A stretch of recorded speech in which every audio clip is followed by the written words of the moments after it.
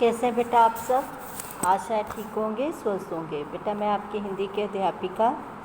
बेटा आज की जो हमारा कार्यपत्रक वर्कशीट नंबर 38 30 सितंबर कैदी और कोकिला कविता जो कि माखनलाल चतुर्वेदी द्वारा रचित है, उसका चौथा भाग है आज। बेटा वर्कशीट को शुरू करने से पहले आपको यहाँ अपना नाम और यहाँ अपनी अध्यापिका का नाम लिखना है।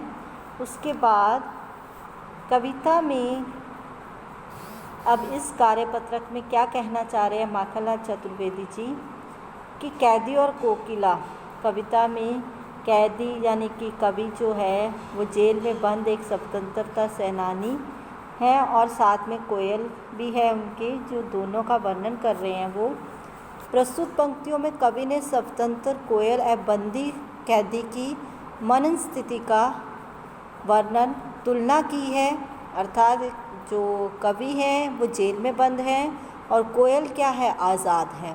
तो दोनों की जो मन की स्थिति है उसकी तुलना की है बहुत ही मार्मिक ढंग से।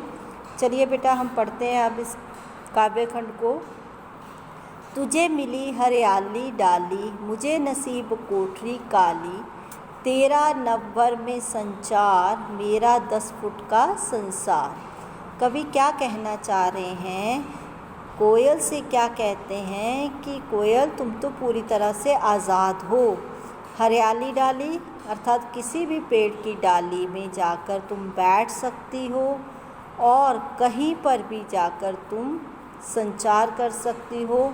मुझे नसीब कोठरी काली, और मैं कहाँ हूँ, काली कोठरी में, जेल की 4 दीवारी में बंद हूँ, जहाँ अंधेरा ही अंधेरा है। तेरा नवभर में संचार, मेरा 10 फुट का संसार। कहते कि तेरा आकाश में, आसमान में विचरण है, खुले आकाश में विचरण है, और मेरा ये 10 फुट का संसार है। 10 फुट का संसार का अर्थ है कि मैं ये जेल की 4 दीवारी में काली कोठरी में बंद हूँ, वो 10 फीट की है और मैं इसी अंधेरी कोठरी में बंद हूँ। तेरे गीत कहावे वाह, रोना भी है मुझे गुनाह। कहते हैं कवि कि जब तुम मधुर स्वर में गाती हो, कूकती हो, तो तुम्हारी सारे प्रशंसा करते हैं, तुम्हारे गीतों को, तुम्हारे कूकने को वाहवा मिलती है। लेकिन मेरी तो दशा ऐसी है कि मैं रो भी नहीं सकता। अब मेरा तो रोना भी इस कैद में गुनाह है, जुर्म बन गया है, क्योंकि मैं अंग्रेज़ों के यातनाएं सह रहा हूँ और मैं उस यातना को सहकर अपनी शिकायत भी नहीं कर सकता। देख विषमता तेरी मेरी, बजा रही तिस पर रणभेरी। कहते ये जो तेरी और मेरी स्थिति में अंतर है, विषमता है, कहता ये अंतर है हमारी मनन स्थिति में, बजा रही तिस पर रणभेरी। तो कहता फिर भी तुम इस समय युद्ध, रन होता है युद्ध रूपी संगीत क्यों बजा रही हो। इस हुकृति पर अपनी कृति से और कहो क्या कर दूं। कहते तुम्हारी इस हुकृति है उसकी हुंकार, क्रांति रूपी जो गीत है, उस पर मैं अपनी रचनाओं से, मैं भी तो ये कार्य कर रहा हूँ कि अपनी रचनाओं से मैं क्या कर रहा हूँ, क्रांति भड़काने की जो अग्नि है, जो ज्वाला है, वो मेरी रचनाएं जो मैं लिखता हूँ वो ज्वाला भड़का रही है।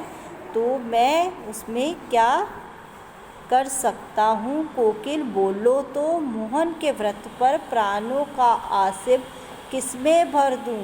कहते मोहन किसको कहा गया यहाँ पे, महात्मा गांधी जी को, कि महात्मा गांधी जी के द्वारा जो स्वतंत्रता आंदोलन चलाया गया है उस पर मैं अपने प्राण कैसे न्यौछावर कर दूं। मुझे तुम बताओ तो कोयल, मैं अपने प्राणों को कैसे झोंक दूं, तुम मुझे कुछ तो बताओ। बेटा ये है हमारी कविता। इसके बाद जो हमारे प्रश्न उत्तर दिए हैं अब उनकी तरफ चलते हैं हम। प्रस्तुत पंक्तियों में कवि को कोयल से ईर्ष्या क्यों हो रही है। ईर्ष्या का अर्थ होता है बेटा जलन। तो कवि को कोयल से ईर्ष्या इसलिए हो रही है क्योंकि कोयल पेड़ की हरी भरी डाली पर बैठी है और वे जो कवि है वो कैद है काल कोठरी में। कोयल स्वतंत्र है, आज़ाद है, कवि परतंत्र है अर्थात वो गुलामी में है। कोयल स्वतंत्र रूप से कहीं भी उड़ सकती है, कवि एक छोटी सी कोठरी में कैद है। कोयल के गीतों की प्रशंसा सभी करते हैं, जबकि कवि के लिए आंसू बहाना भी गुनाह है। दोनों की स्थिति में, दोनों की दशा में बहुत अंतर है, इसलिए कवि को कोयल से ईर्ष्या हो रही है। प्रस्तुत पंक्तियों का भाव स्पष्ट कीजिए। बेटा ये मैंने ऊपर समझा दिया है, फिर भी आपको दोबारा बता देती हूँ। तेरे गीत कहावे वाह, कि यहाँ पे कवि कोयल को कह रहा है कि तेरे जो गीत, जो तुम मधुर स्वर में संगीत बजाती हो, गीत गाती हो, कूकती हो, वो वाह वाह, लोग उसकी वाह वाह करते हैं, हर कोई वाह वाह करता है, अर्थात तुम्हारे गीतों को तो प्रशंसा मिलती है, लेकिन मेरे जो आंसू बहाना या रोना भी गुनाह बन जाता है, अर्थात जुर्म बन जाता है। देख विषमता तेरी मेरी बजा रही तिस पर रणबेरी। तो ये तो देख विषमता होता है, हम दोनों में अंतर कितना है।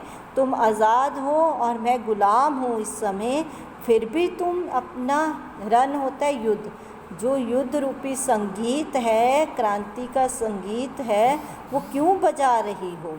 उन पंक्तियों को छांट कर लिखिए। यहाँ गांधी जी द्वारा चलाए जा रहे स्वतंत्रता संग्राम का वर्णन हो। बेटा इसमें हम वो पंक्तियाँ लिखेंगे जो हमारी अंतिम की पंक्तियाँ हैं। मोहन के व्रत पर प्राणों का आसव किसमें भर दूँ, ये पंक्तियाँ आप यहाँ लिख देंगे। अगला चौथा प्रश्न है, आपके अनुसार कवि देश की आज़ादी के लिए क्या क्या कर सकता है। आप बताइए कि आप अगर उस समय होते स्वतंत्रता संग्राम में तो आप क्या कर सकते थे। लेकिन यहाँ पे कवि की बात हुई है, तो कवि क्या कर सकता है, वो अपनी रचनाएं लिखकर, अपने लेख लिखकर, कविताएं लिखकर, क्रांति के गीत लिखकर जो है देशभक्ति की भावना पैदा कर सकता है, लोगों में स्वतंत्रता संग्राम में भाग लेने के लिए उनको प्रेरित कर सकता है, क्योंकि कवि लिखता है। जैसे कि इस कविता में कवि ने लिखा ही है कि वो कैसे देशवासियों को प्रेरित कर रहा है, और कोयल के माध्यम से वो बता रहा है कि कोयल कैसे देशवासियों में देशभक्ति की भावना जगा रही है और क्रांति का गीत बजा रही है, जिससे कि सभी लोग स्वतंत्रता संग्राम में भाग ले सकें। बेटा ये थी हमारी वर्कशीट, जो कि आज हमने ऑनलाइन कक्षा में इस पर चर्चा की थी। जो बच्चे ऑनलाइन कक्षा में नहीं जुड़ पाए वो मेरी ये ऑडियो सुनेंगे और सारे प्रश्न उत्तर और पूरी वर्कशीट अपनी इस पे करेंगे। धन्यवाद बेटा।